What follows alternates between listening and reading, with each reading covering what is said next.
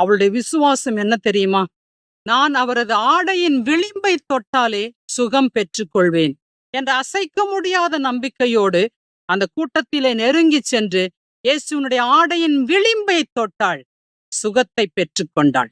பிரியமானவர்களே, அந்த பெண் இயேசுவை பற்றி கேள்விப்பட்டு தன்னுடைய வியாதிக்கு அவரால் மட்டும்தான் விடுதலை கொடுக்க முடியும் என்ற அசைக்க முடியாத விசுவாசத்தோடு ஆண்டவரை தேடி வந்தாள், நம்பிக்கையோடு தொட்டாள், உடனடியாக சுகத்தை பெற்றாள்.